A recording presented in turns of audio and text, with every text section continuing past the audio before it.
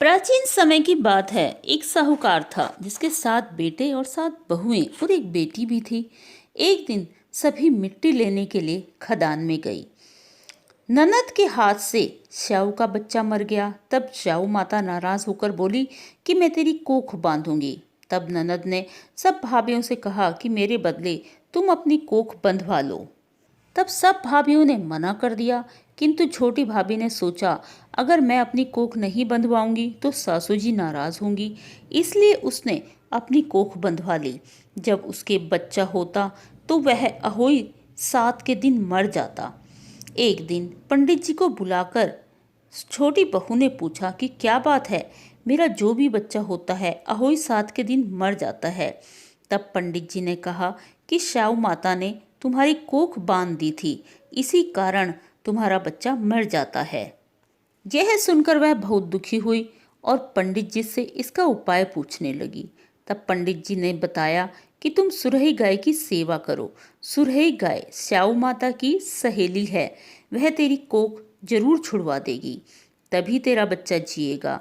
वह रोज अंधेरे में सुरही गाय की सेवा करने लगी।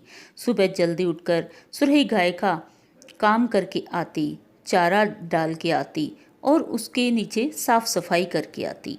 गौ माता ने सोचा कि आजकल कौन मेरी सेवा कर रहा है, बहुएं तो काम करते हुए लड़ाई करती हैं। तब गौ माता ने सुबह उठकर देखा कि साहूकार की छोटी बहू जो सारा काम कर रही है। गौ माता बोली कि तेरी क्या इच्छा है जो तू मेरा इतना काम करती है, मेरी इतनी सेवा कर रही है, मांग, क्या मांगती है। तो साहूकार की बहू बोली मुझे वचन दो। गौ माता ने कहा वचन दिया। तब वह बोली कि श्याऊ माता तुम्हारी सहेली है और श्याऊ माता ने मेरी कोख बांधी हुई है, इसलिए मेरी कोख छुड़वा दो। तब गौ माता 7 समुद्र पार कर अपनी सहेली के पास जाने लगी तो रास्ते में धूप थी।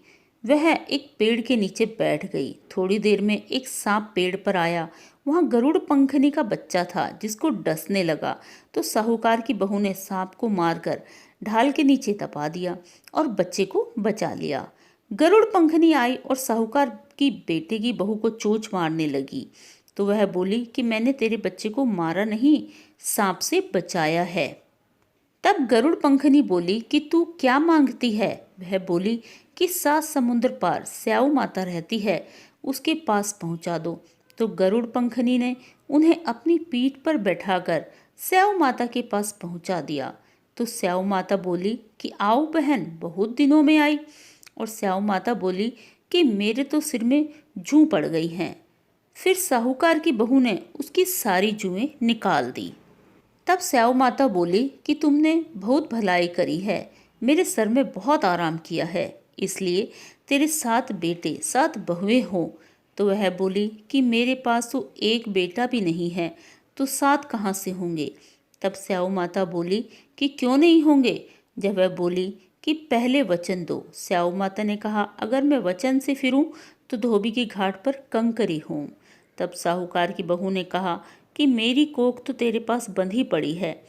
तब श्याऊ माता बोली कि तूने तो मुझे ठग लिया, मैं तेरी कोख खोलती नहीं, किंतु अब खोलनी पड़ेगी। जा, तेरे घर 7 बेटे 7 बहुएं मिलेंगी। 7 उपचन करियो, 7 मांडियाँ करियो, 7 कढ़ाई करियो। वह घर गई तो वहां देखा कि 7 बेटे 7 बहुएं बैठी है। बहुत सारा धन हो गया है, तो उसने 7 अहोई मांडी, 7 उजमन करे, 7 कढ़ाई करी। सारी ठानियाँ बोली कि यह सब कैसे हुआ। तो वह बोली कि मुझे तो यह सब श्याऊ माता ने दिया है। हे श्याऊ माता, जैसे साहूकार के बेटे की बहू को दिया वैसे सबको देना। अहोई अष्टमी की कहानी कहने वाले को, सुनने वाले को और पूरे परिवार को देना। दर्शकों, यह थी अहोई अष्टमी की व्रत कथा।